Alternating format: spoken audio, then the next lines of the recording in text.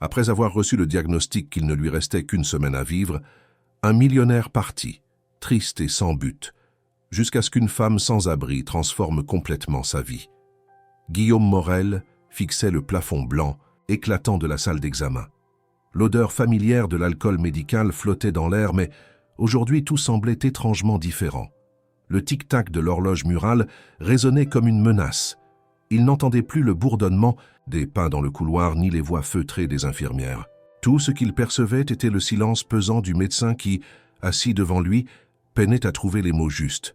« Je suis désolé, monsieur Morel, mais il n'y a plus rien à faire. » Ces mots, pourtant simples, s'enfoncèrent dans sa chair comme des lames invisibles.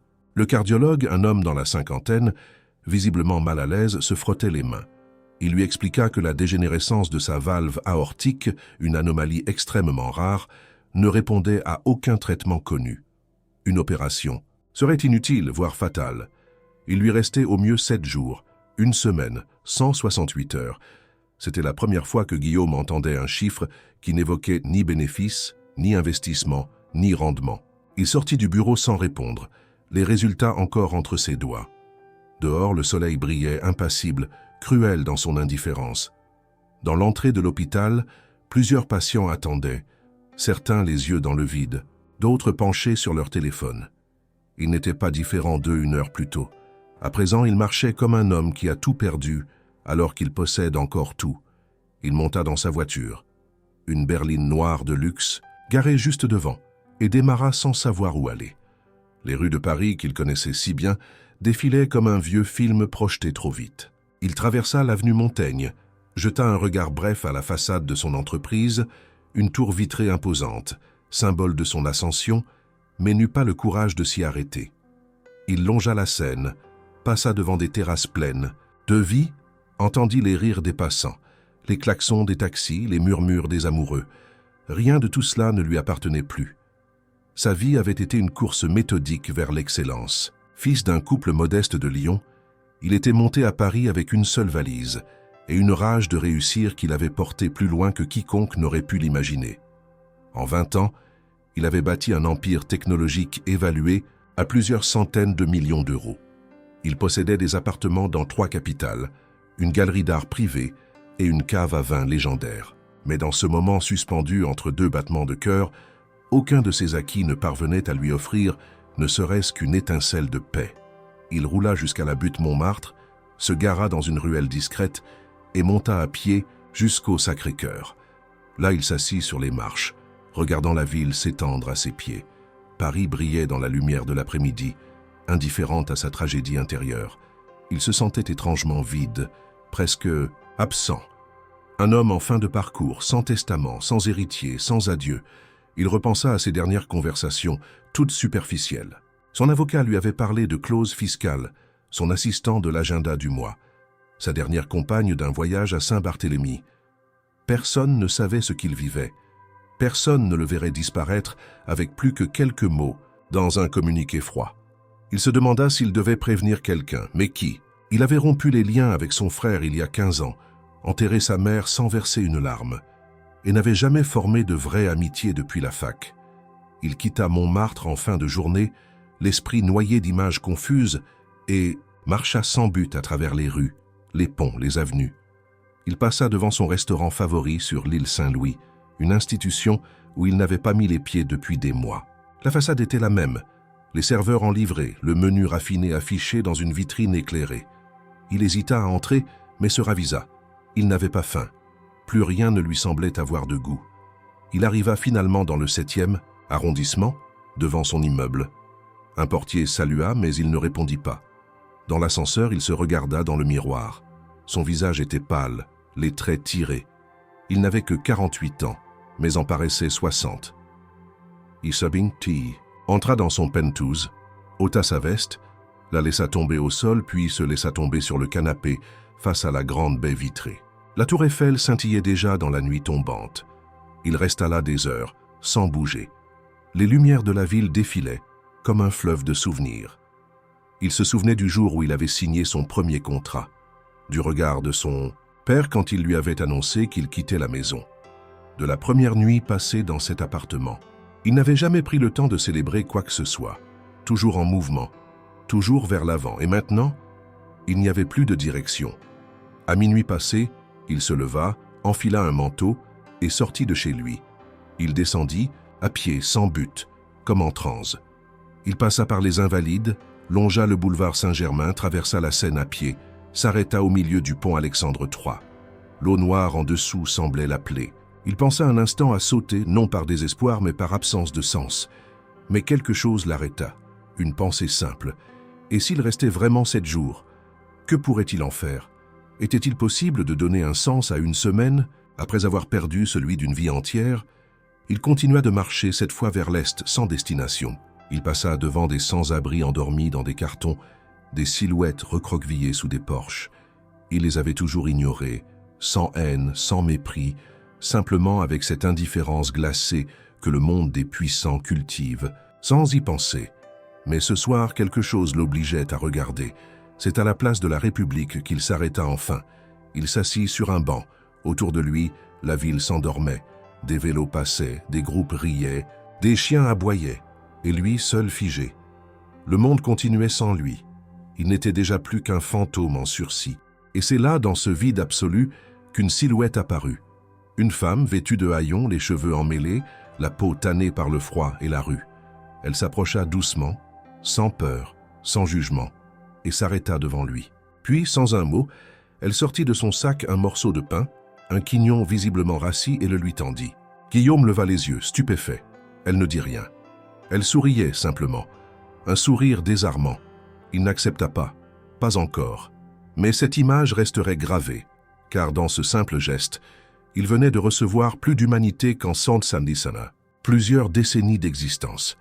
Le lendemain matin, Guillaume se réveilla dans un sursaut, les yeux grands ouverts, le souffle court. Il lui fallut quelques secondes pour se rappeler où il était, pourquoi il se sentait si vide.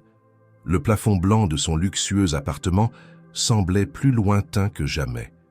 Il n'y avait plus de raison de se lever, plus de réunions à préparer, plus de déjeuner à organiser, plus de contrats à négocier. Le monde extérieur tournait encore, mais le sien, ce monde construit pierre par pierre, n'avait plus de centre. Il se leva mécaniquement, pieds nus sur le parquet glacé, et marcha jusqu'à la cuisine. Les plans en marbre italien, les appareils dernier cri, les bouteilles millésimées parfaitement alignées n'évoquaient plus aucune fierté. Il ouvrit le frigo, observa sans vraiment voir les étagères pleines de mets fins, puis referma la porte. Il n'avait pas faim, il n'avait pas sommeil, il n'avait plus de désir. Il s'assit devant la fenêtre panoramique, les bras ballants, et regarda Paris s'animer. Des centaines de voitures, de passants, de livreurs, de cyclistes. Chacun poursuivait un but. Lui n'en avait plus. Il quitta l'appartement en fin de matinée, marchant au hasard dans les rues, son téléphone éteint, ses pensées flottantes. Il passa devant son bureau, une tour de verre aux lignes épurées, trônant au cœur du quartier d'affaires de la Défense. L'immeuble qu'il avait fait bâtir selon ses propres plans était un hommage à son propre ego. Le hall, avec ses colonnes d'acier brossées et son marbre sombre, brillait d'un éclat prétentieux. Il observa les employés défiler, des visages pressés, des costards bien taillés, des pas sûrs. Il se reconnut en eux, mais d'un autre temps. Une époque révolue. Il ne tenta même pas d'entrer. Quel intérêt? Personne n'y connaissait son mal, et personne ne saurait quoi lui dire. Il poursuivit son errance, se retrouvant sur les quais de Seine. Les péniches voguaient lentement, les touristes prenaient des photos, les artistes de rue faisaient tournoyer leurs pinceaux sur des toiles colorées. Il n'avait jamais réellement pris le temps de regarder la ville. Il connaissait chaque coin comme une donnée dans un tableau Excel, mais jamais comme un cœur qui bat. Il longea les bouquinistes, s'arrêta devant un vieil ouvrage jauni, aux pages déchirées. Une femme, la soixantaine bien entamée, lui sourit derrière ses lunettes épaisses. Il hocha poliment la tête, puis reprit sa route. Même les livres semblaient lui tourner le dos. Il passa devant l'ancien appartement qu'il avait habité dans sa jeunesse, une petite pièce mansardée du quartier latin. Il se souvenait de cette époque, de ses débuts sans le sou, de ses nuits à coder jusqu'à l'aube, à vivre de café noir et de rêves grandioses.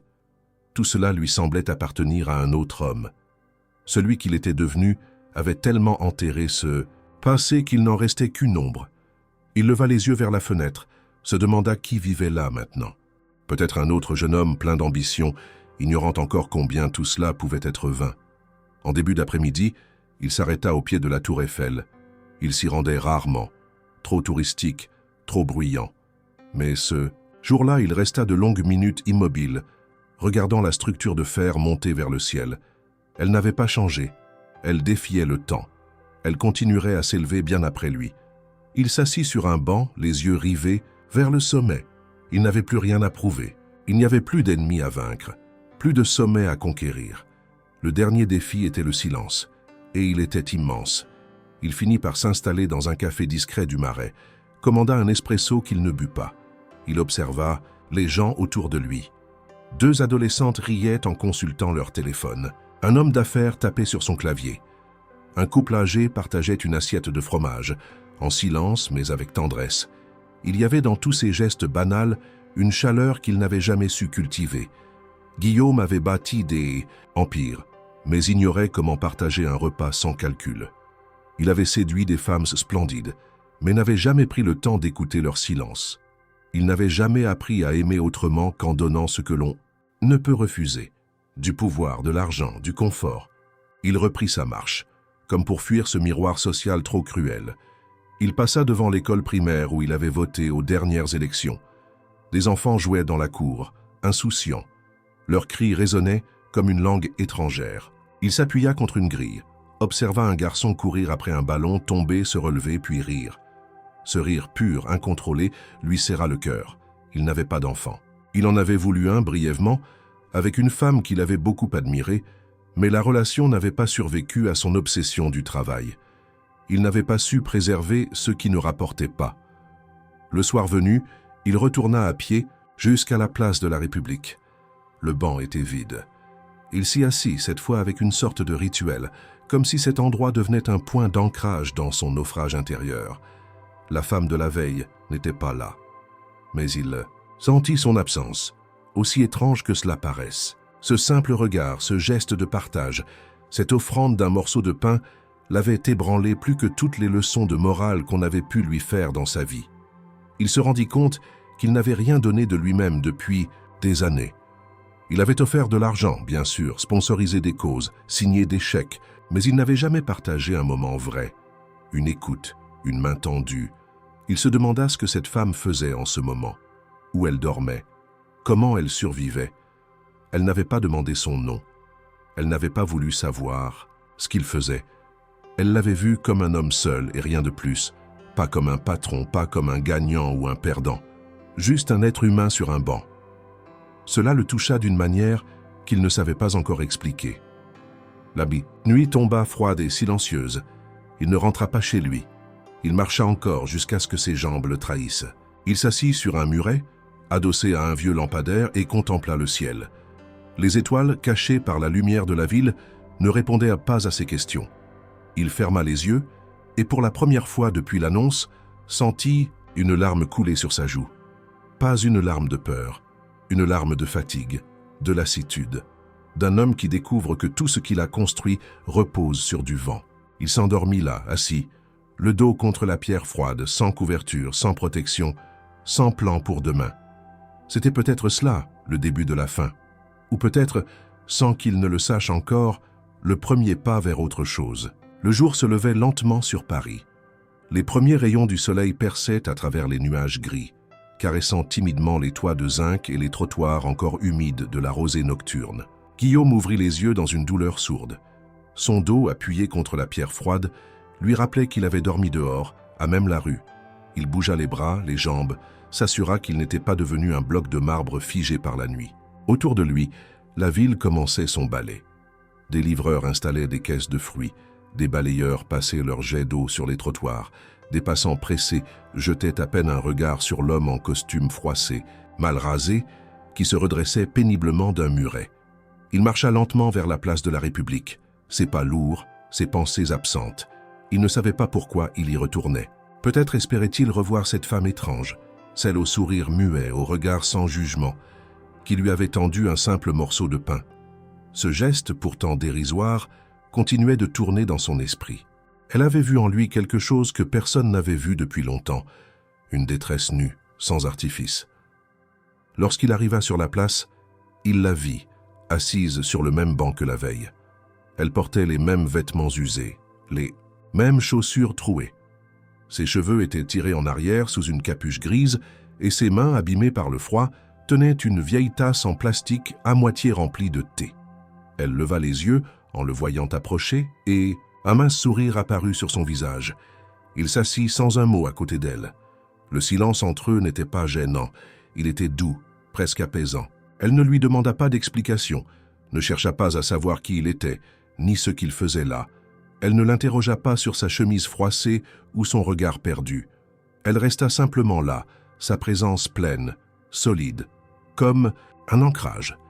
Elle finit par briser le silence d'une voix rauque mais calme. « Tu n'as pas dormi dans ton lit, hein ?» Il secoua la tête, un petit rire sec lui échappant malgré lui.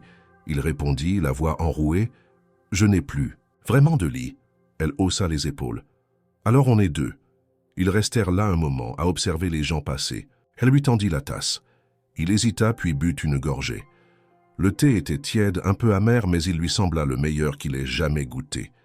Il n'y avait rien de luxueux dans ce breuvage, et pourtant, il avait été partagé. Pas offert, pas donné pour impressionner, juste partagé. Il finit par lui demander son nom. « Madeleine », répondit-elle. Il hocha la tête. « Guillaume ». Elle acquiesça, comme si cela avait peu d'importance, mais méritait tout de... même d'être reconnue. Puis elle ajouta « Tu es du genre à penser beaucoup. Je le vois à tes yeux. » Il ne sut quoi répondre.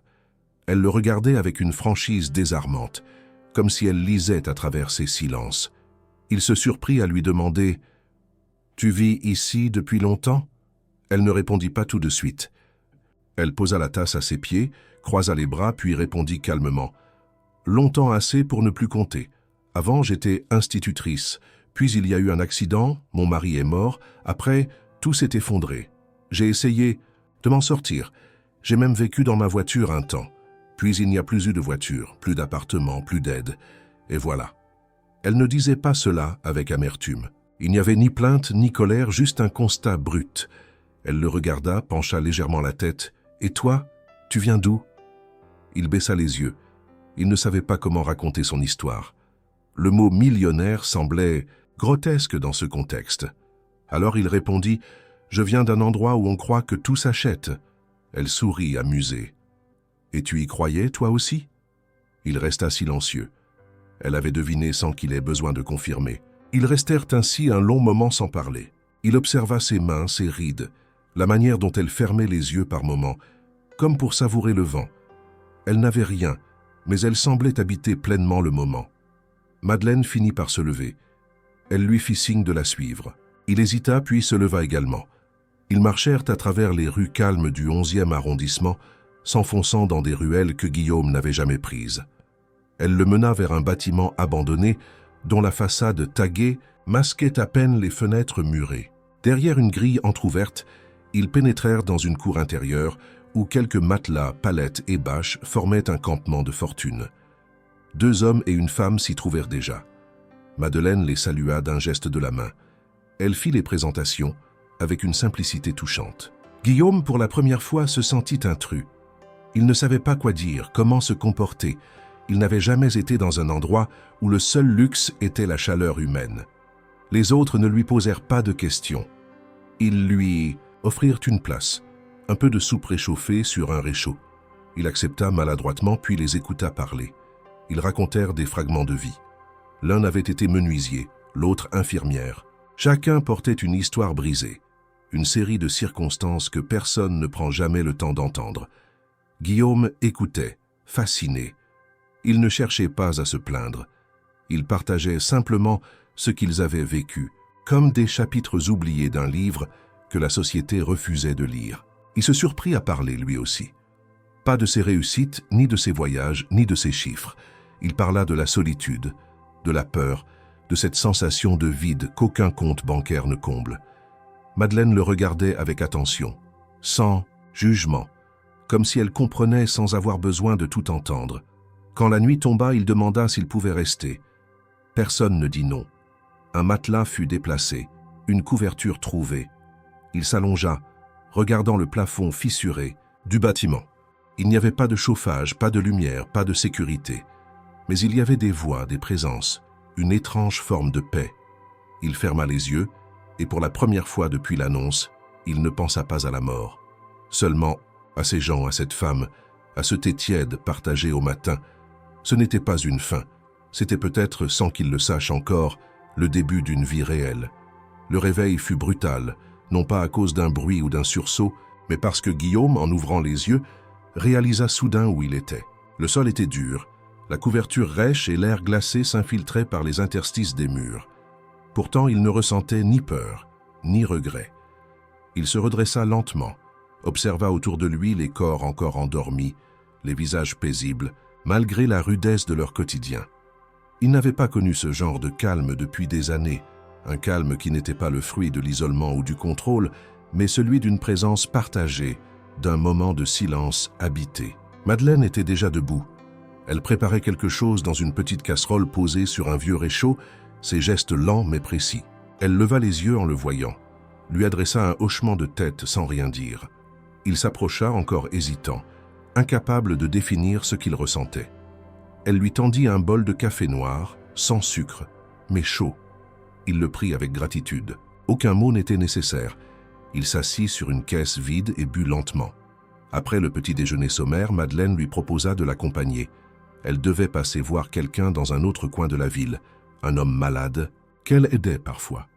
Guillaume accepta sans réfléchir. Il n'avait pas de plan et surtout, il avait besoin de comprendre ce monde dans lequel il avait dormi pour la première fois.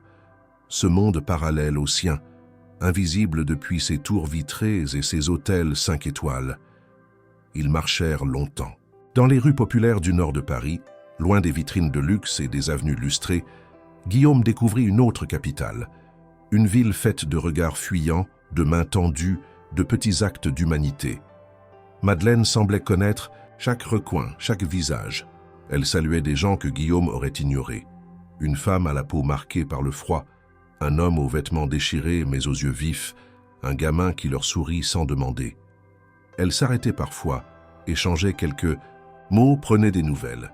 Elle n'était pas une étrangère dans ces rues. Elle était l'un des leurs.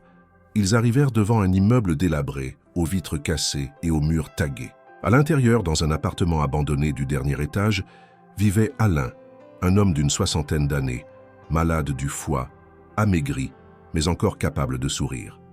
Il les accueillit avec chaleur.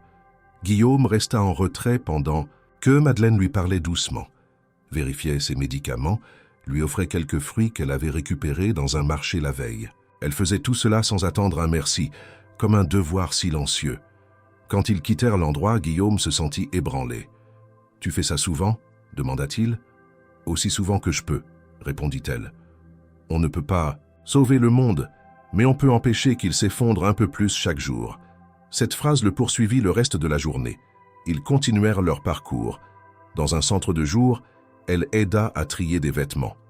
Dans une boulangerie, elle réussit à obtenir des invendus qu'elle distribua à des gens qu'elle connaissait.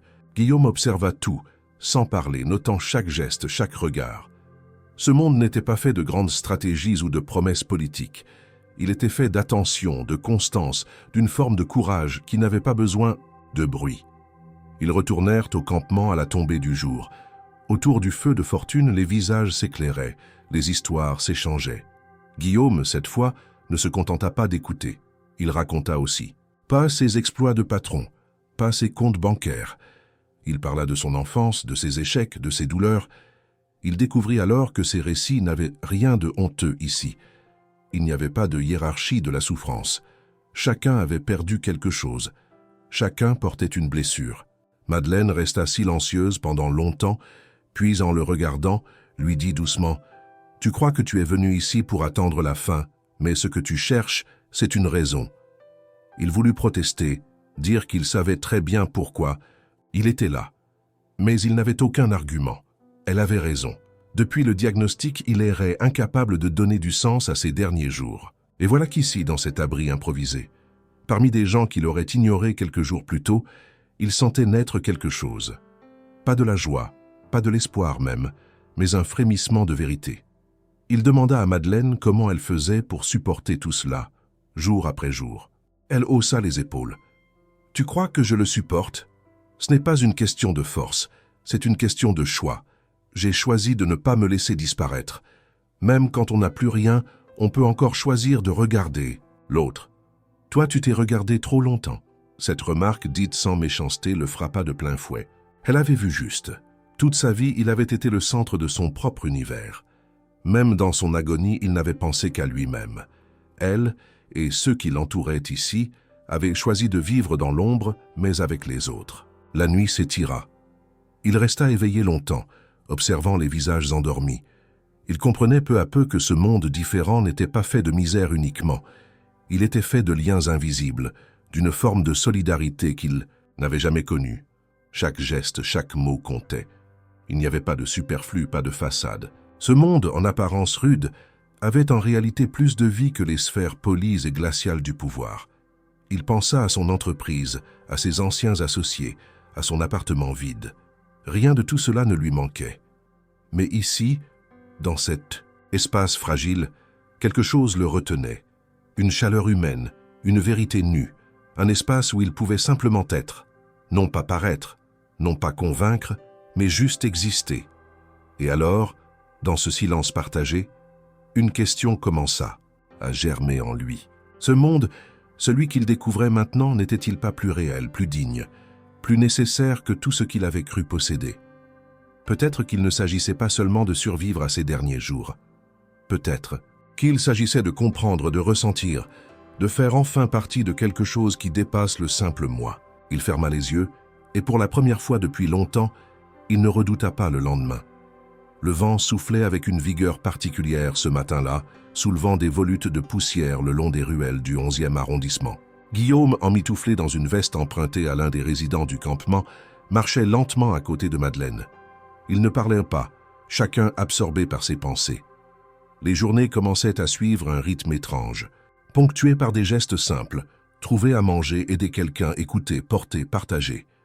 Pourtant, sous cette apparente routine, Guillaume sentait une agitation sourde grandir en lui, un besoin d'exprimer et de révéler ce qu'il portait depuis l'annonce du diagnostic, la vérité qu'il n'avait encore confiée à personne. Ils s'arrêtèrent devant une petite église désaffectée, dont les murs fissurés portaient encore les traces d'anciens graffitis et de slogans oubliés.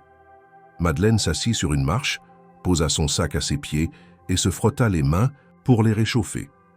Guillaume, debout, l'observa un instant, indécis.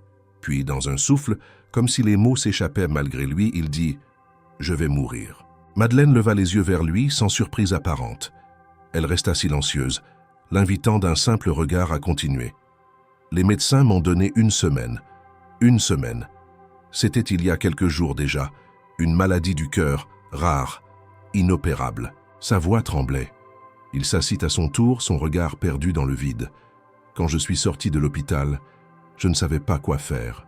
J'ai marché, j'ai fui tout ce que j'avais construit, et je me suis retrouvé ici, avec toi. » Le silence qui suivit fut long, mais étrangement apaisant.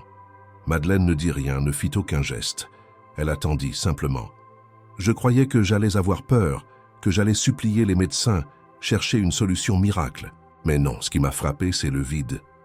Le fait que personne ne saurait vraiment que je suis parti, que je n'ai rien laissé derrière, ni amour, ni souvenir vrai, juste des contrats, des comptes, des chiffres. » Madeleine soupira doucement. Elle regarda droit devant elle, les yeux plissés par la lumière du matin. « Tu n'es pas le seul à avoir peur de disparaître sans trace. La différence, c'est que toi, tu avais les moyens de tout acheter, sauf ce qui compte vraiment. Et maintenant, tu veux comprendre ce que tu as raté. » Il hocha la tête. Ce qu'elle disait était dur mais juste. Depuis son arrivée dans ce monde parallèle, il avait vu plus de vérité brute que dans toute sa vie de patron.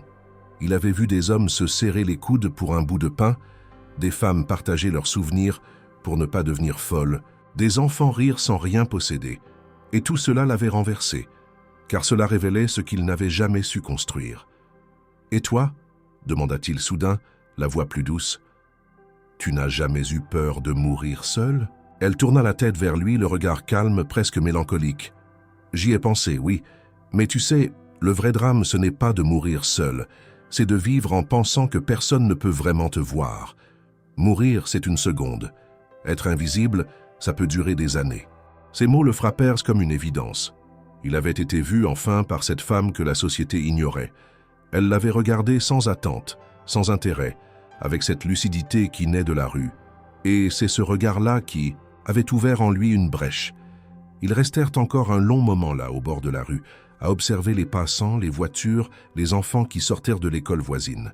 Puis Madeleine se leva, lui tendit la main. « Alors, tu veux rester ici à attendre ou tu veux faire quelque chose ?» Il prit sa main, se redressa. Il ne savait pas encore quoi faire, mais il savait qu'il ne voulait plus rester passif. Il voulait comprendre, vivre, agir, pas pour fuir la mort, mais pour ne pas quitter ce monde en n'ayant jamais été humain, vraiment humain. Le reste de la journée fut traversé par un élan nouveau. Guillaume accompagna Madeleine dans ses tâches habituelles, mais cette fois avec un regard différent. Il ne se contenta plus de suivre. Il proposa, s'impliqua. Dans une boulangerie, il aida à charger des sacs de nourriture. Dans un foyer, temporaire, il prit le temps de discuter longuement avec un jeune sans-papier, écoutant son histoire avec une attention réelle. Les mots de Madeleine résonnaient en lui. Faire quelque chose. Il commença aussi à observer les autres membres du groupe sous un autre angle. Il vit Claire, ancienne couturière, qui chaque soir réparait les vêtements déchirés des autres avec une minutie presque sacrée. Il vit Thomas, l'ancien étudiant, qui écrivait des poèmes qu'il lisait à voix basse à ceux qui ne dormaient pas. Il vit Karim, l'ancien militaire, qui veillait chaque nuit sur les autres sans jamais se plaindre. Ces gens n'étaient pas perdus, ils étaient debout, invisibles peut-être, mais vivants. Le soir venu, autour du feu, il prit la parole. Ce n'était pas prévu, pas prémédité, mais il en ressentit le besoin. Il parla de sa maladie, du temps qu'il lui restait, de ce qu'il avait fui. Personne ne se moqua, personne ne le plaignit. Ils l'écoutèrent, vraiment. Et ce simple acte d'écoute fut pour lui un baume plus puissant que tous les traitements refusés. Madeleine, à la fin, posa une main sur son épaule. « Tu vois, ce n'est pas si compliqué, il faut juste oser dire les choses, et ensuite les faire. » Guillaume dormit profondément cette nuit-là. Le matelas était toujours dur, l'air toujours froid, les bruits de la ville toujours présents. Mais à l'intérieur de lui, quelque chose avait changé. Il n'était plus en fuite, il n'était plus spectateur, il était en train de devenir quelqu'un d'autre. Et même si la mort devait venir dans 2 jours ou 3 ou demain, il savait qu'il ne la rencontrerait pas dans le silence. Il la regarderait en face, non comme un homme riche, mais comme un homme debout. Lorsque le 5e jour de son compte à rebours commença, Guillaume se réveilla avec une sensation d'urgence sourde. Ce n'était plus la peur de mourir, ni l'angoisse du vide, c'était autre chose. Une sorte de poids silencieux, un appel intérieur qu'il ne pouvait plus ignorer. Il avait partagé son secret, commencé à découvrir la chaleur humaine dans les marges de la ville, mais il restait une ombre qui refusait de se dissiper. Son passé, ce qu'il avait fui depuis des années, les silences étouffants, les ruptures, les noms qu'il n'osait plus prononcer. Il comprit que pour aller plus loin, il devait affronter ces fantômes, pas pour les vaincre, mais pour ne plus les laisser gouverner ces derniers jours. Il se leva plus tôt que d'habitude, remercia Madeleine d'un signe de tête discret, puis s'éloigna sans rien dire. Elle ne le suivit pas, ne posa pas de questions. Elle semblait comprendre. Il prit le métro, un trajet qu'il n'avait pas fait depuis des années. Lui qui se déplaçait toujours en voiture avec chauffeur, se retrouva maintenant serré entre des anonymes, respirant l'air tiède et lourd d'un wagon bondé. Il regarda les visages autour de lui, fatigués, préoccupés, distraits. Il se sentait étrangement proche d'eux, lui qui les avait toujours surplombés du haut de ses tours. Il descendit à la station Père-Lachaise, gravit les marches lentement, puis marcha d'un pas hésitant vers le cimetière. Il n'était pas revenu ici depuis plus de 20 ans. Sa mère reposait là, dans une allée tranquille, entre 2 vieux cyprès. Il se souvint du jour de l'enterrement. Un après-midi gris, une poignée de personnes, un discours bref. Il n'avait pas pleuré. Il s'était contenté de rester droit, les mâchoires serrées, déjà ailleurs dans sa tête, déjà dans la conquête d'un monde où la faiblesse n'avait pas sa place. La tombe était là, modeste, bien entretenue par la municipalité. Il s'agenouilla, passa la main sur le marbre. Les lettres gravées lui semblèrent plus froides que jamais. Il murmura des mots qu'il n'avait jamais osé dire. Des regrets, des absences, des excuses. Elle avait été une femme rude, exigeante, marquée par la guerre et la pauvreté. Elle ne lui avait jamais dit « je t'aime ». Mais il savait maintenant, avec le recul, que chaque geste, chaque silence portait une forme d'amour bancal. Il resta là longtemps, jusqu'à ce que le froid s'infiltre dans ses os. En quittant le cimetière, il sentit une autre urgence monter, celle de revoir son frère, Adrien. Il ne s'était pas parlé depuis une dispute violente, 15 ans plus tôt. Une histoire d'héritage, de jalousie, de non-dits accumulés. Depuis, plus un mot, plus un signe. Il chercha son adresse sur son téléphone, se rendit dans le 15e arrondissement, hésita devant l'immeuble. Il se sentait à la fois ridicule et terrorisé. Mais il sonna. Une voix étonnée lui répondit. Quelques minutes plus tard, la porte s'ouvrit. Adrien n'avait pas changé. Un peu plus de cheveux blancs, des traits plus marqués, mais le même regard franc. Il resta figé, le fixant. Guillaume sentit le silence peser, puis, dans un élan soudain, dit simplement « J'ai besoin de te parler ». Ils s'assirent dans un petit salon modeste, autour d'une table de bois. Pas de domestique, pas de champagne, pas de protocole. Juste deux frères séparés par des années de silence. Guillaume raconta tout. La maladie, les jours qui restaient, la fuite, la rue. Madeleine. Il n'attendait pas de pardon. Il ne voulait pas qu'Adrien le console. Il voulait juste que quelqu'un qui connaissait son passé l'entende enfin. Adrien écouta, les bras croisés, l'air grave. Lorsqu'il parla enfin, sa voix était posée. Il ne l'accusa pas. Il ne pleura pas.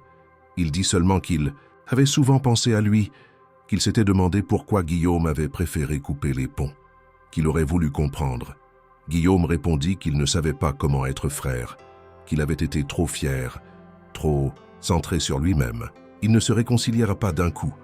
Le lien n'était pas réparé, mais quelque chose, une fissure, s'était ouverte. Il y avait de l'espace à nouveau, une possibilité. En sortant, Guillaume sentit un poids tomber de ses épaules. Il n'était pas lavé de ses fautes, mais il avait cessé de les fuir. Il avait regardé son passé en face. Il avait posé des mots sur des douleurs muettes. Ce n'était pas une réparation, mais un acte.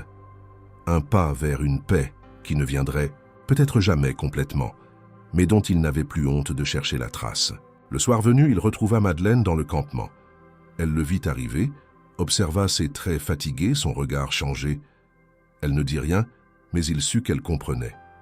Ils s'assirent côte à côte, partageant un morceau de pain dur, comme un rituel.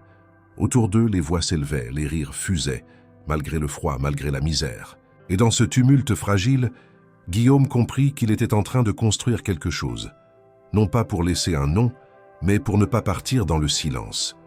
Non plus pour être admiré, mais pour être là, pleinement. Même si le temps était compté, chaque minute pouvait devenir une note dans une mélodie nouvelle. Il leva les yeux vers le ciel, observa les nuages courir. Pour la première fois, il pensa que demain n'était plus seulement une attente, mais une promesse. Non pas d'éternité, mais de vérité. Une vérité que seul le regard des autres, celui de Madeleine, d'Adrien, de ceux qu'il avait croisés, avait su réveiller. Le matin se leva sur Paris avec une lumière terne, filtrée par un ciel bas et épais. Guillaume était déjà debout, bien avant que la plupart des résidents du campement ne se réveillent. Il se tenait au bord du trottoir, les mains dans les poches, regardant les passants traverser la rue sans un regard pour eux. Il ne ressentait plus la gêne initiale de se tenir là, parmi ceux que la société refusait de voir. Ce matin, une idée insistante l'habitait. Quelque chose de simple mais précis qui germait depuis la veille. Il ne pouvait plus rester à observer. Il ne voulait pas que ces derniers jours ne soient qu'une série de confessions ou de regrets. Il voulait agir, faire quelque chose de tangible. Il n'avait pas le luxe du temps, mais il lui restait encore la capacité d'atteindre, de toucher, de transformer, ne serait-ce qu'un fragment du monde. Il retourna voir Madeleine, qui triait des restes alimentaires avec Claire et Karim. Il s'agenouilla à côté d'elle, les mots déjà prêts dans sa bouche. Il lui expliqua qu'il voulait aider, pas en écrivant un chèque ou en finançant une association depuis son téléphone, mais de ses propres mains, avec son propre corps. Il voulait faire quelque chose maintenant, ici, dans ce quartier, avec ceux qui vivaient autour de lui. Madeleine le regarda longuement, comme pour s'assurer qu'il parlait sincèrement. Puis, sans sourire ni question, elle hocha la tête et dit « Alors, on commence petit ». Ils se rendirent dans une friperie du 10e arrondissement tenue par une femme du nom de Nora, que Madeleine connaissait depuis plusieurs années. Nora, robuste, directe, reconnut tout de suite Guillaume malgré sa barbe mal rasée et ses vêtements usés. Elle ne posa pas de questions, mais lui serra la main avec une fermeté bienveillante. Grâce à elle, ils purent obtenir des cartons, de vêtements d'hiver usagés, gants, écharpes, bonnets, manteaux, qu'ils chargèrent dans un vieux caddie trouvé dans la rue. Puis ils allèrent dans une supérette bio dont le gérant, un certain Léo, acceptait parfois de donner les produits invendus. Ce jour-là, quelques légumes, des conserves, du pain encore bon. Guillaume aida à tout charger, à organiser, à trier. Il n'était pas à sa place dans ce décor et pourtant, il se sentit plus à sa place que dans n'importe quelle salle de réunion luxueuse. Il ne commandait rien, il exécutait, il soutenait. Pour une fois, il était un maillon d'une chaîne humaine. De retour au campement, ils répartirent les vêtements et la nourriture entre les personnes présentes. Guillaume ne se contenta pas de distribuer. Il s'agenouilla, regarda chacun dans les yeux, demanda un prénom, écouta une phrase. Il ne s'agissait pas de charité, mais de reconnaissance. Ce jour-là, il rencontra Marcel, un ancien imprimeur, qui rêvait encore de réouvrir un atelier, et Laetitia, une jeune mère qui cherchait désespérément à retrouver la garde de son enfant. Chaque visage contenait un monde, et chaque monde, un appel. À la fin de la journée, épuisé, mais porté par une énergie nouvelle, Guillaume s'assit à côté de Madeleine et lui dit « C'est tellement peu ». Elle répondit sans ironie « C'est tout ce que beaucoup reçoivent en un mois ». Mais il ne s'arrêta pas là. Le lendemain, dès l'aube, il se rendit dans une de ses anciennes propriétés commerciales, laissées vides depuis la pandémie. Un ancien entrepôt dans le 19e arrondissement, large, aéré, avec un accès facile. Il n'y avait pas mis les pieds depuis des années. Il demanda à un serrurier de lui ouvrir. L'homme le reconnut, fronça les sourcils mais obéit sans commentaire. L'intérieur était poussiéreux mais solide. Guillaume marcha à travers les pièces silencieuses, imagina les possibilités. Une cuisine, des douches, un dortoir, un lieu. Pas un abri de fortune, mais un espace digne. Il appela un ancien collègue du bâtiment, un homme du nom de Paul à qui il fit une proposition simple, rénover le lieu avec les matériaux les plus basiques mais solides. Pas de luxe, pas de signature architecturale, juste de la fonctionnalité et de l'humanité. Paul, méfiant au début, accepta après avoir vu les plans griffonnés sur un vieux carnet. Guillaume le finança sur place, en transférant une somme importante depuis un compte personnel. Il ne voulait pas d'intermédiaire, pas de délai. Le jour suivant, les premiers travaux commencèrent. Madeleine, Claire, Karim, Thomas, tous vinrent prêter main forte. Ils peignaient, nettoyaient, portaient, même ceux qui étaient faibles ou fatigués. Il y avait dans cette activité une ferveur presque joyeuse. Guillaume travaillait avec acharnement, pelle en main, se salissant sans gêne. Il riait parfois, pestait souvent, mais ne s'arrêtait jamais. Il savait qu'il n'avait pas le temps pour des plans à long terme. Il voulait que cela soit prêt, ou au moins en bonne voie, avant que son corps ne l'abandonne. Mais l'effort ne passa pas inaperçu. Un journaliste, alerté par un ancien associé, intrigué par ses mouvements bancaires soudains, retrouva sa trace. Un article fut publié dans un grand quotidien national, Le milliardaire des rues, acte de générosité ou perte de contrôle. La nouvelle fit le tour des réseaux sociaux. Certains louèrent l'initiative, d'autres crièrent « à la folie ». D'anciens partenaires le contactèrent, inquiets, choqués, suspicieux. Guillaume lut l'article avec calme, assis sur une palette, un café froid dans une main. Madeleine, à ses côtés, haussa les épaules. Ils ne comprennent pas et ils ont peur de ce qu'ils ne comprennent pas. Il sourit faiblement. Il ne cherchait plus à être compris. Il cherchait à agir.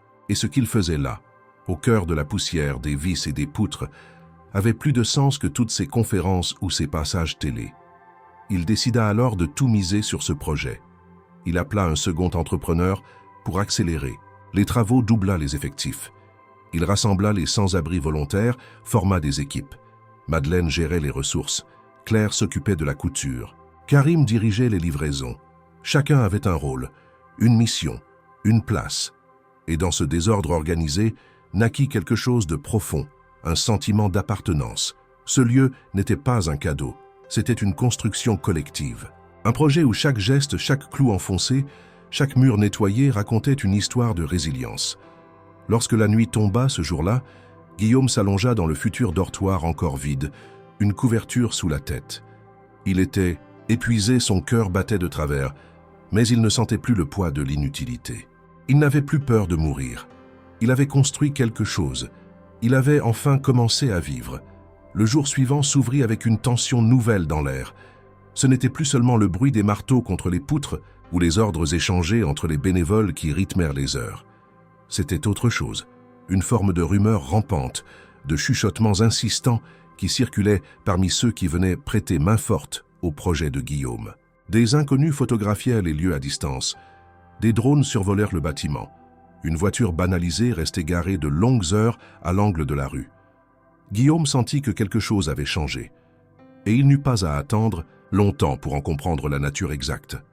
Ce matin-là, alors qu'il s'apprêtait à reprendre le travail, il fut approché par une jeune femme en tailleur strict, accompagnée d'un caméraman.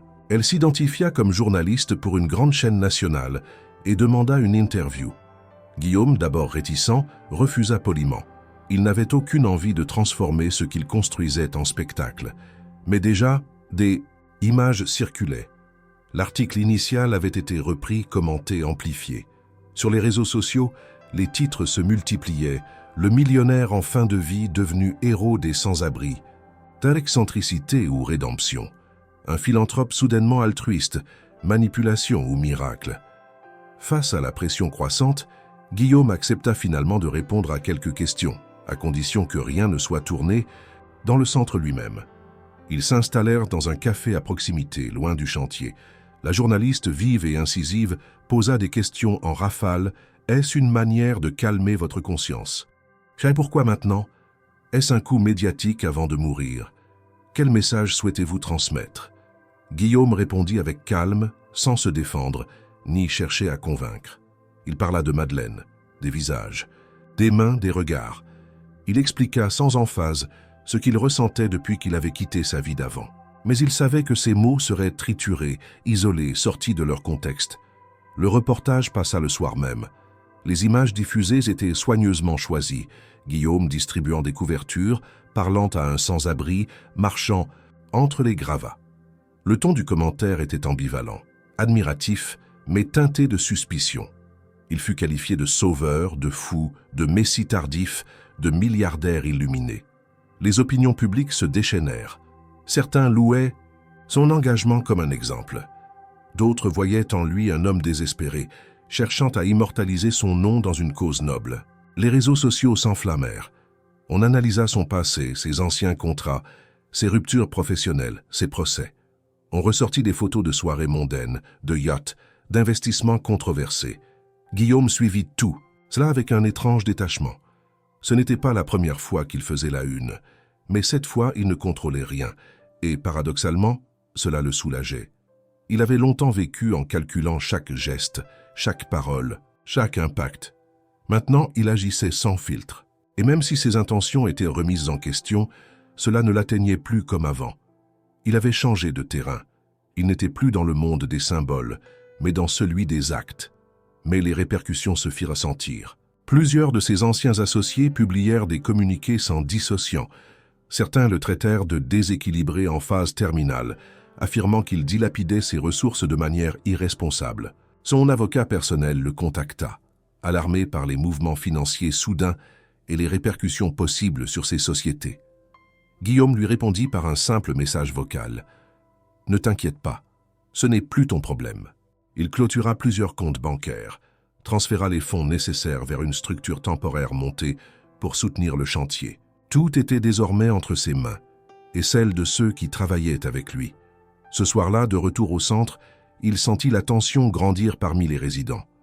Certains étaient fiers de ce qu'ils construisaient, mais craignaient l'arrivée des autorités, des contrôles, des expulsions. D'autres ne comprenaient pas l'agitation médiatique et se demandaient s'il servait d'alibi à une mise en scène.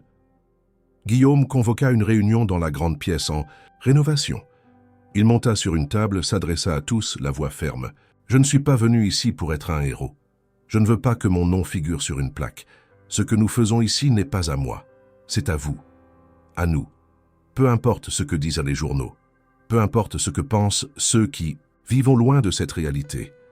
Ce lieu existera tant que vous le ferez vivre.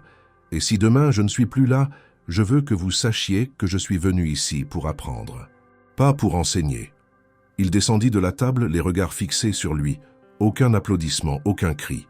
Juste un silence dense, habité, suivi d'un mouvement lent, collectif, presque sacré. Chacun reprit son activité. On scia, on vissait, on nettoyait, on construisait. Madeleine, restée en retrait, vint le voir à la fin.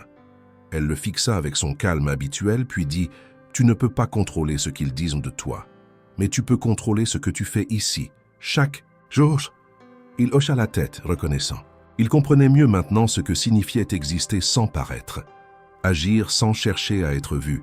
Et ce soir-là, alors que les caméras cherchaient encore à capter une image volée de l'intérieur du centre, Guillaume décida que cela n'importait plus. Ce qu'il avait commencé avec Madeleine, avec Claire, avec tous les autres, n'avait pas besoin de projecteur. Cela n'avait besoin que de vérité. Et cette vérité, il la trouvait désormais dans la poussière, la sueur, le partage d'un repas simple, dans un regard échangé au-delà des mots, dans le geste de poser une brique, non pour bâtir un monument mais un refuge, pour les autres, et, sans qu'il l'avoue encore, aussi pour lui. Le lendemain de son discours au centre, Guillaume ressentit quelque chose de différent au réveil. Ce n'était pas du soulagement, ni de la fatigue, ni même de la peur. C'était un calme étrange, une lucidité douce mais tranchante. Il avait commencé à agir, il s'était exposé, avait essuyé critiques et jugements, mais il restait un territoire en friche en lui, une zone encore fermée à la lumière. Ce territoire portait un nom, les personnes qui l'avaient blessé. Pas seulement ignorées ou laissées de côté, mais celles à qui il avait fait du tort, consciemment ou non, au cours de sa vie d'homme pressé, dominateur, exigeant, parfois brutal. Il avait quitté les affaires sans prévenir, abandonné des collègues, piétiné des promesses, déchiré des liens. Et maintenant que ses jours étaient comptés, il ne pouvait plus tourner autour de cette vérité. Il fallait aller au cœur. Il retourna au centre en fin de matinée, trouva Madeleine seule, en train de classer des provisions. Il lui parla de cette envie étrange qui le brûlait, ce besoin de dire ce qui avait été tu, de rétablir ce qui pouvait l'être, non pour se faire pardonner, mais pour ne pas partir avec le goût amer de l'inachevé. Elle l'écouta, posa sa main sur son bras et lui dit simplement « Alors écris ». Cela lui sembla évident. Il s'installa dans un coin tranquille du centre, un cahier usé devant lui, un stylo entre les doigts. Le geste lui parut d'abord archaïque. Lui qui avait dicté des centaines de courriels, signé des contrats numériques sur des tablettes, se retrouvait à gratter du papier comme un écolier. Mais rapidement, les mots vinrent. Il écrivit à Marc, son ancien bras droit, qu'il avait humilié publiquement lors d'une réunion. À Élise, une assistante brillante qu'il avait licenciée pour une erreur qu'il savait minime. À Julien, un vieil ami d'enfance qu'il avait laissé tomber dès que les chemins de la réussite les avaient séparés. À Amélie surtout, cette femme qu'il avait aimée sans jamais le lui dire vraiment, qu'il avait blessée par orgueil, puis perdue. Chaque lettre était une plongée dans un souvenir, une fissure ouverte dans le béton de son passé. Il ne cherchait pas à justifier. Il racontait, reconnaissait, exprimait. Il n'attendait pas de réponse, encore moins de rédemption. Il voulait que ces mots soient dits, portés au monde, et non emmurés en lui. Madeleine l'aidait à relire, corriger, formuler. Ensemble, ils trouvèrent les adresses, les contacts, parfois via des réseaux sociaux, parfois par des connaissances croisées. Les enveloppes furent postées par Claire, qui se chargeait de les déposer tous les jours dans une boîte près du centre. Les premiers retours ne tardèrent pas. Une réponse de Julien, brève mais touchante. « Je t'en veux encore, mais je suis content de savoir que tu as pensé à moi. » Un mot d'Élise, plus formel mais sincère. « Merci pour ta lettre. Elle m'a surprise, mais elle m'a fait du bien. » Aucune haine. Beaucoup de silence aussi, des absences. Mais chaque lettre envoyée était une pierre déplacée sur le chemin qu'il traçait vers une forme de paix. Un après-midi, alors qu'il triait des vêtements, une femme entra dans le centre. Elle n'était pas vêtue comme les autres visiteurs. Élégante, discrète, les yeux fatigués mais brillants. C'était Amélie. Elle n'avait pas répondu à sa lettre. Elle était venue. Guillaume resta figé. Elle s'approcha, le regarda, longtemps sans parler, puis dit « Tu sais écrire finalement ». Il sourit un sourire timide, presque enfantin. Elle s'assit avec lui et ils parlèrent. Longtemps. du passé, de l'avenir, de tout ce qu'il n'avait jamais dit. Elle ne lui fit aucun reproche. Elle écouta puis partagea aussi ses blessures. Ce n'était pas une réconciliation amoureuse. C'était mieux que cela. Une reconnaissance mutuelle. Après son départ, Guillaume resta un long moment seul. Il se sentait vidé mais allégé. Il comprenait peu à peu que ses liens restaurés, même partiellement, valaient plus que tout ce qu'il avait accumulé. Et plus encore, il comprenait l'importance d'avoir quelqu'un à qui parler, quelqu'un à qui tendre une main, même tardivement. Cette nuit-là, il décida d'élargir encore son cercle. Il invita les membres du centre à écrire eux aussi. Pas nécessairement pour s'excuser, mais pour dire, pour se souvenir, pour exister. Certains refusèrent. D'autres, comme Thomas, se mirent à écrire avec acharnement. Des lettres à des mères, des frères, des enfants perdus. Des mots simples, parfois maladroits, mais puissants. Guillaume organisa des soirées de lecture. Dans la grande pièce éclairée par des lampes de chantier, on lisait à haute voix, on écoutait, on pleurait, on riait. Le centre devenait une maison des mots retrouvés. Et au cœur de tout cela, il y avait Madeleine, toujours présente, jamais envahissante. Elle veillait, conseillait, apaisait. Guillaume lui demanda un soir si elle avait, elle aussi, des lettres à écrire. Elle répondit « J'ai dit ce que j'avais à dire il y a longtemps. Maintenant, je préfère écouter. » Cette phrase le toucha profondément. Il comprenait enfin que tout n'était pas à réparer, que certaines douleurs devenaient des racines, et que l'écoute était parfois le plus grand des actes. Le 6e jour se terminait. Guillaume sentait son cœur plus lourd, plus lent, mais aussi plus vivant que jamais. Il n'était plus dans le regret, mais dans la transmission. Il avait écrit, il avait parlé, il avait écouté, et dans chaque échange, il avait déposé un peu de cette angoisse sourde qu'il avait poursuivie depuis l'hôpital. En rentrant, dans le dortoir, il vit sur sa couche une enveloppe. Une lettre à lui cette fois, pas signée. Une écriture simple. « Tu es devenu quelqu'un de vrai. Reste avec nous tant que tu peux. » Il ne sut jamais qu'il avait écrite, mais il sut que cela suffisait, qu'il n'était plus seul, et que, peut-être, il ne l'avait jamais vraiment été. À l'aube du 7e jour, un silence inhabituel régnait sur le centre. La lumière filtrait à travers les vitres poussiéreuses, effleurant les visages endormis, révélant les contours d'un lieu en pleine métamorphose. Guillaume était déjà debout, assis au bord de son matelas, les mains jointes, le regard fixe. Il ne savait pas s'il vivrait jusqu'au soir. Son cœur battait avec des soubresauts erratiques, un rythme irrégulier qui rappelait à chaque instant la promesse du médecin. Et pourtant, il n'était pas inquiet. Une étrange sérénité l'habitait, comme si le fait d'avoir trouvé un sens à sa fin rendait chaque souffle acceptable. Ce matin-là, il rassembla les membres les plus actifs du centre. Madeleine, Claire, Karim, Thomas, Nora et même Paul, l'entrepreneur. Ils s'assirent autour d'une table en bois récupérée d'un ancien entrepôt dans ce qui allait devenir la salle commune.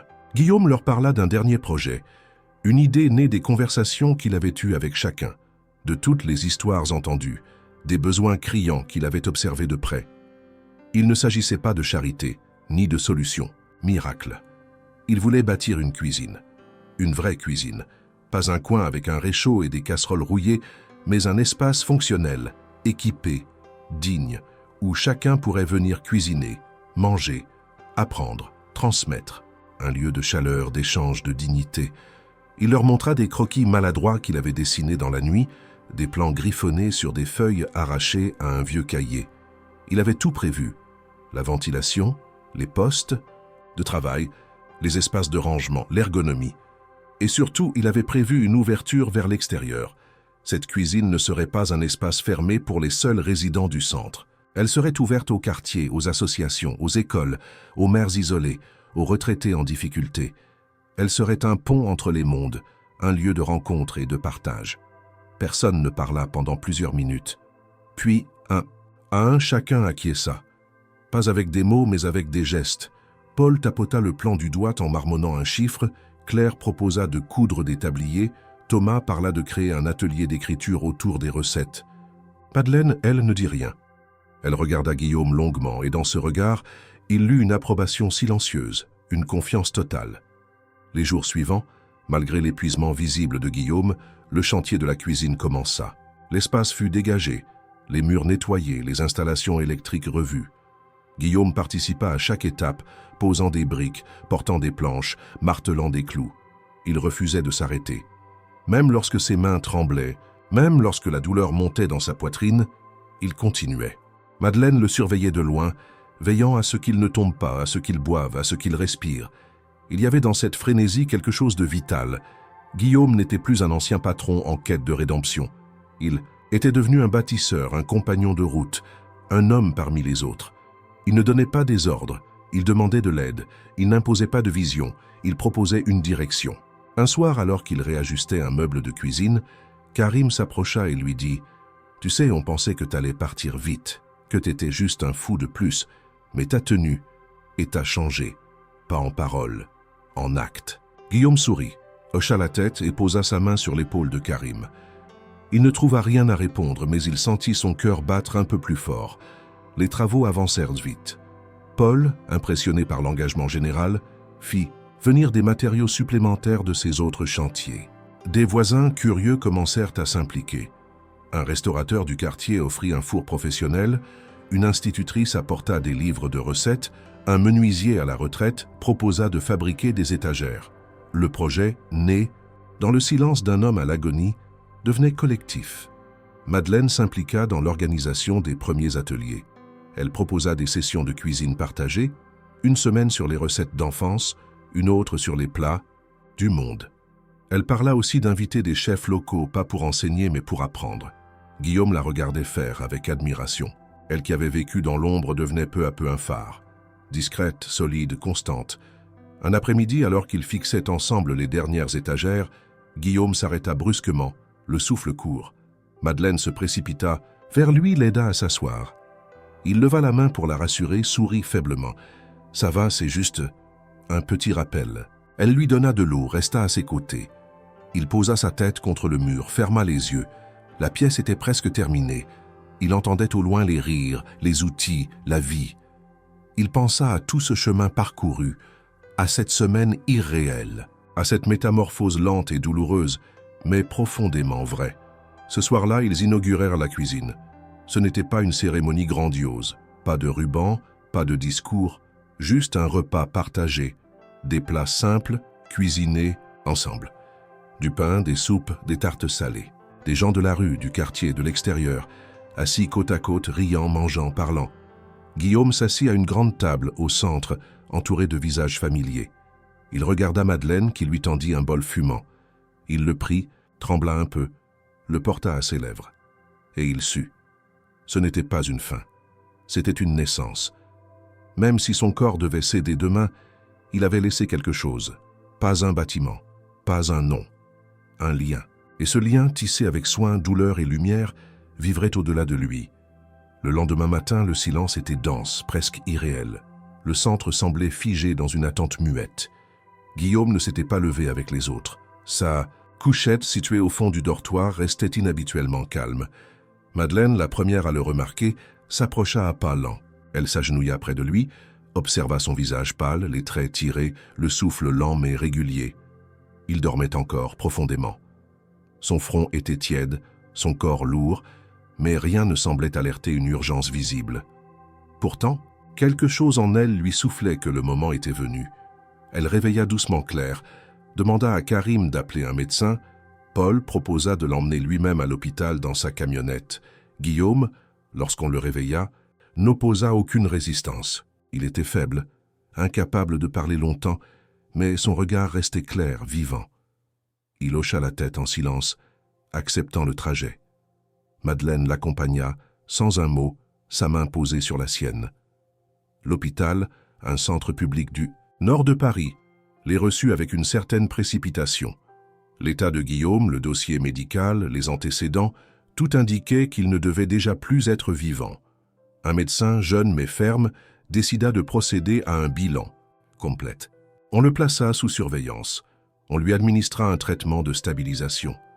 Les heures passèrent, longues, tendues. Madeleine resta assise dans un couloir, les yeux fixés sur la double porte fermée de la salle de soins intensifs. Elle ne pria pas, elle n'espéra pas. Elle attendait, présente. En fin d'après-midi, un cardiologue plus âgé, au regard à la fois curieux et troublé, sortit de la salle. Il s'approcha d'elle avec un ton incertain, presque hésitant. « Vous êtes de sa famille ?» Elle secoua la tête. « Non, mais je suis celle qui est là. » Il sembla comprendre. Il s'assit à côté d'elle, puis lâcha les mots qu'elle n'attendait pas. « Pas de cette manière, pas aujourd'hui. » Ce n'est pas possible à expliquer. Mais son cœur s'est stabilisé, complètement. Le diagnostic d'il y a une semaine était clair, aucun doute. Mais aujourd'hui, il n'y a pas d'insuffisance terminale. La valve est encore abîmée, oui, mais elle ne se dégrade plus. Les signes vitaux sont normaux. Aucun arrêt n'est imminent. À ce stade, il peut vivre encore. Combien de temps? On ne sait pas. Mais il n'est pas en train de mourir. Madeleine resta figée. Elle avait vu des gens partir, lentement, sans un mot. Elle avait vu l'organisme céder, les corps lâcher. Et maintenant, elle entendait le contraire. Un répit, une inversion, une absurdité peut-être, mais une vie prolongée. Elle se leva, entra doucement dans la chambre. Guillaume ouvrit les yeux à son approche. La vie chercha une réaction. Elle s'approcha du lit, s'assit. « Tu es toujours là, dit-elle. » Il tenta un sourire. « Combien de temps encore ?» demanda-t-il. Elle répondit d'une voix calme. « On ne sait pas, mais tu n'es plus en train de mourir. » Il ferma les yeux, prit une inspiration lente. Puis, soudain, quelque chose se brisa en lui. Pas la peur, pas la colère. Un mélange d'épuisement et d'émotion. Il se mit à pleurer. Des larmes lentes, profondes, comme une marée qui remonte. Pas parce qu'il voulait vivre, parce qu'il ne savait plus comment vivre maintenant. On le laissa au repos quelques jours. Il ne retourna pas tout de suite au centre. L'équipe médicale voulait l'observer, comprendre. Des examens furent refaits. Les résultats confirmèrent l'impossible. Son corps avait repris des forces. Il n'y avait pas de guérison. Miraculeuse, mais une stagnation de la maladie, un état stable que la médecine n'expliquait pas. Certains parlaient de réponses psychosomatiques, d'effets de choc, de réactions inflammatoires inversées. Aucun mot n'apportait de certitude. Mais la réalité était là. Guillaume vivait, contre toute attente.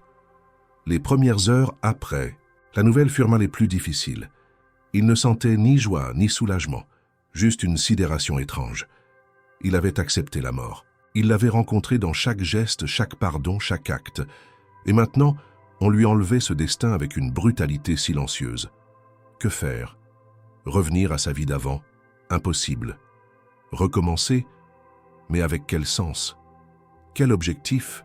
Madeleine, lorsqu'elle revint le voir, s'assit à nouveau à ses côtés. Elle n'essaya pas de lui imposer un discours. Elle ne parla pas de destin ni de miracle. Elle dit seulement « Tu es encore là. Et ce n'est ni une chance ni un fardeau, c'est un fait. Maintenant, tu dois choisir. » Il la regarda longuement. Cette femme, sortie de nulle part, l'avait menée sur un chemin qu'aucun médecin, aucun coach de vie, aucun partenaire d'affaires n'aurait su dessiner. Elle ne lui disait jamais quoi faire. Elle le plaçait face à lui-même, encore et encore. Et c'était cela, peut-être, le vrai changement. Il demanda à sortir plus tôt de l'hôpital. Les médecins prudents acceptèrent sous condition d'un suivi. Il revint au centre 3 jours plus tard. Lorsqu'il franchit les portes, les visages se tournèrent vers lui, surpris, émus, curieux. Certains s'approchèrent, l'embrassèrent, le serrèrent dans leurs bras. Il vit que tout avait continué sans lui, les repas, les rénovations, les lettres. Sa présence n'était pas la clé, mais elle comptait encore. Il s'assit dans la cuisine, regarda les gens cuisiner, nettoyer, discuter. Il sentit quelque chose renaître en lui, lentement. Une envie faible mais persistante de ne pas tout laisser s'éteindre. Puis il vit Madeleine au fond de la pièce, occupée à trier des légumes. Il se leva, s'approcha et lui dit « Je suis vivant. Alors je dois choisir. Mais je ne veux pas choisir seul. » Elle se tourna, lui tendit une carotte et dit « Alors commence par éplucher. On verra le reste après. » Il prit la carotte, le couteau et commença à éplucher. Ce geste simple, ce mouvement humble, était son premier acte de vie nouvelle. Et dans ce geste, il n'y avait ni gloire ni fatalité. Seulement la continuité, le prolongement d'un souffle qui avait été suspendu, puis offert à nouveau. Non pour tout recommencer, mais pour faire mieux, autrement, à partir de maintenant. Le retour de Guillaume au centre ne fut ni triomphal ni dramatique. Il n'y eut pas de discours, pas d'annonce solennelle. Il revint simplement, les mains dans les poches, le pas encore hésitant, les traits fatigués mais les yeux ouverts. pleinement. Les résidents, habitués au départ sans retour, le regardèrent comme on regarde un mirage qui persiste. Il n'était plus l'homme condamné à mourir, ni le bienfaiteur providentiel. Il était devenu l'un d'eux, et son retour silencieux confirmait qu'il n'était pas venu jouer un rôle, mais trouver un lieu. Pendant plusieurs jours, Guillaume ne parla pas de l'hôpital ni de la surprise médicale. Il travailla comme avant, plus lentement peut-être, mais avec la même application. Il réparait des bancs, rangeait les stocks de nourriture, écoutait les histoires nouvelles des arrivants. Il observait Madeleine, toujours aussi présente, toujours aussi ancrée. Elle n'avait rien changé à sa routine. Elle ne le traitait ni comme un survivant, ni comme un élu. Elle lui offrait ce qu'il avait toujours fui, la normalité. Mais Guillaume savait que l'heure des décisions approchait. Il ne pouvait plus se cacher derrière la mort imminente. Il n'avait plus de date butoir, plus d'urgence dictée par le corps. Il avait reçu un sursis, incompréhensible mais réel. Et ce sursis, il ne voulait pas le gâcher. Il savait aussi que son retour à l'ancien monde était impossible. L'idée même de reprendre un bureau en haut d'une tour lui donnait la nausée. Les costumes, les dîners d'affaires, les conférences, tout cela appartenait à une autre vie, une autre personne. Il passa plusieurs nuits à réfléchir, à marcher seul dans les rues encore humides de la nuit parisienne. Il revit ses premières semaines dans la rue, le diagnostic, le banc à République, le morceau de pain tendu par Madeleine. Il se rappela la peur, la honte, puis l'éveil lent, progressif, comme une marée qui lave un rivage sale et dur. Il se demanda s'il avait vraiment changé, ou s'il s'était seulement révélé. Et surtout, il se demanda ce qu'il voulait faire de ce temps imprévu. Finalement, un matin, il réunit ceux qui avaient été à ses côtés depuis le début. Dans la cuisine du centre, autour d'une table encombrée de fruits et de tasses vides, il exposa sa décision. Il voulait continuer, pas comme un projet personnel, mais comme une mission de groupe.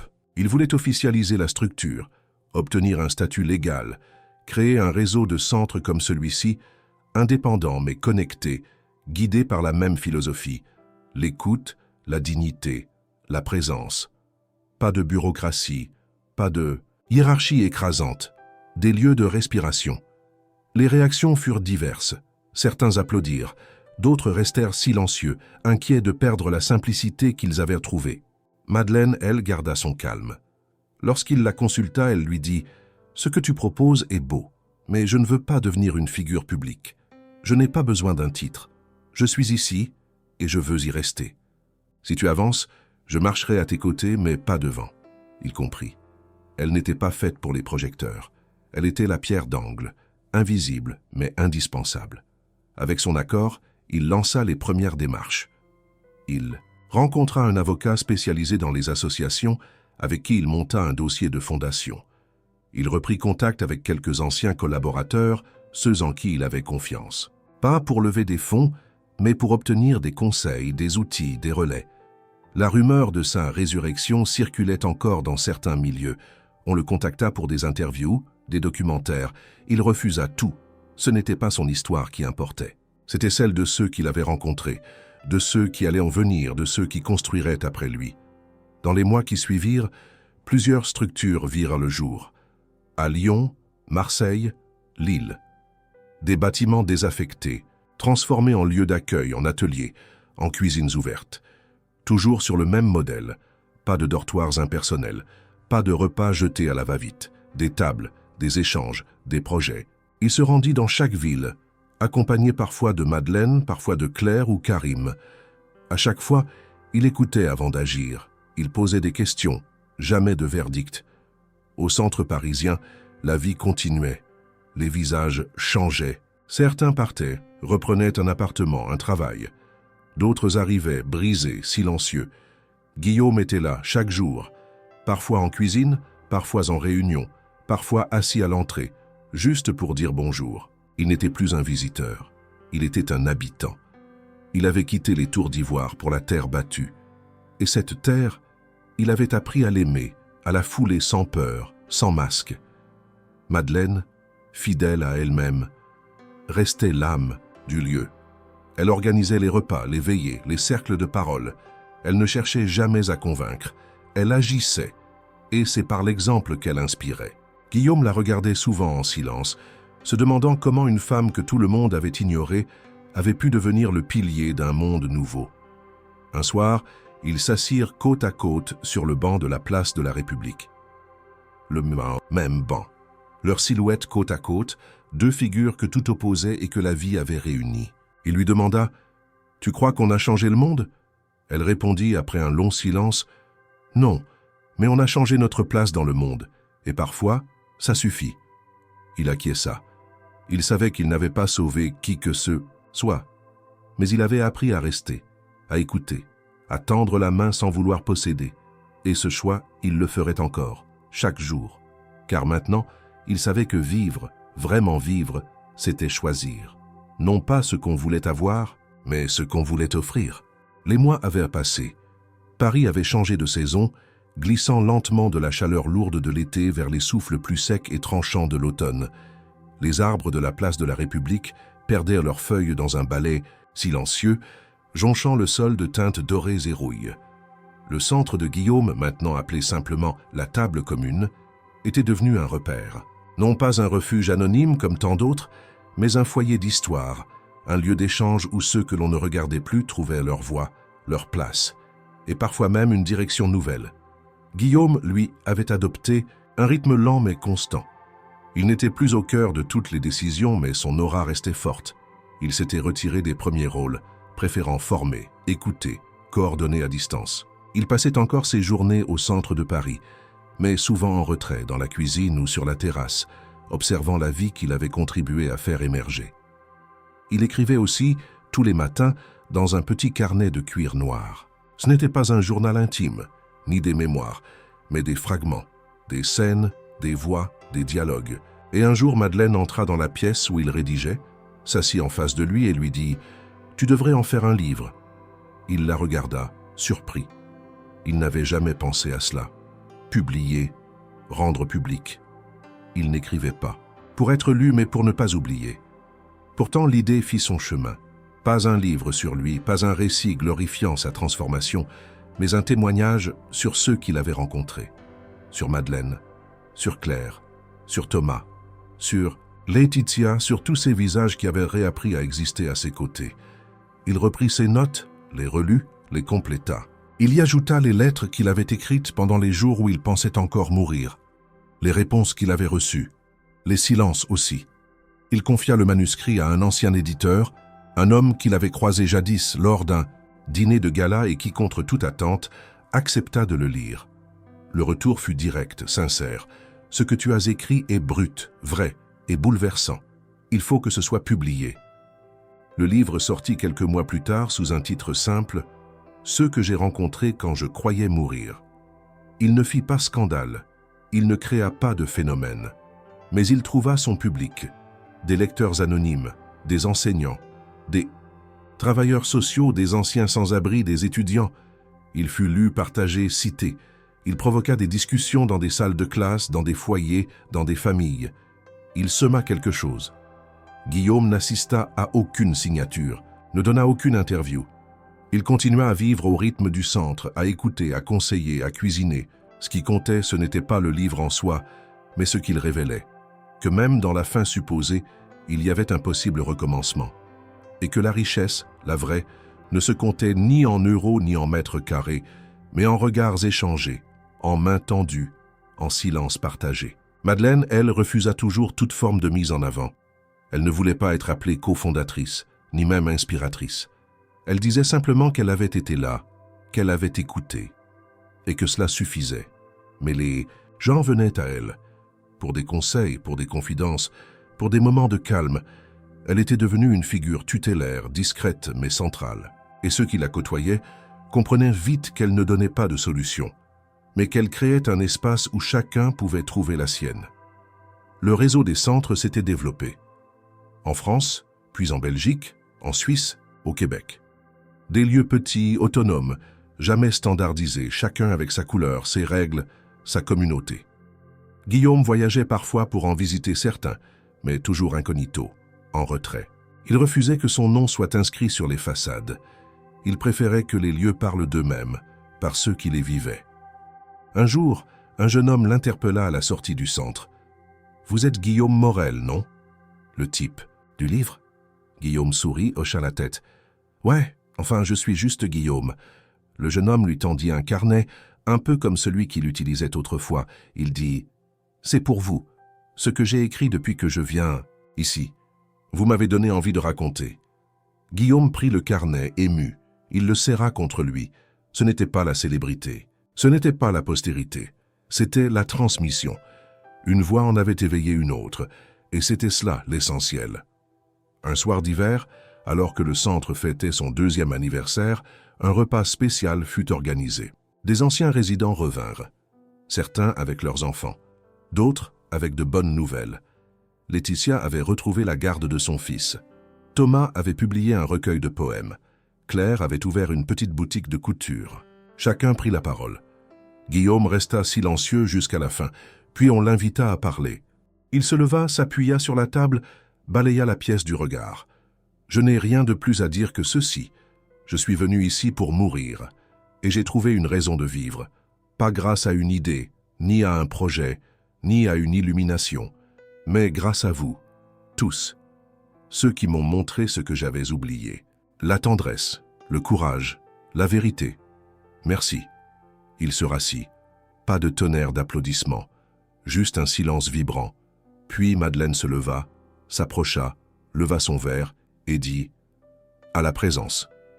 Et tous répétèrent, comme un écho, paisible, à la présence. Ce fut son dernier mot public. Le lendemain, il retourna à son carnet.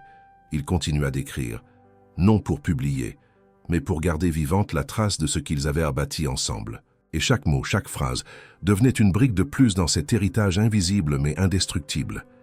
Car il avait compris. Ce qu'on laisse derrière nous, ce ne sont pas des monuments. Ce sont des gestes, des regards, des choix. Et lui, il avait choisi de rester. Vraiment. Jusqu'au bout.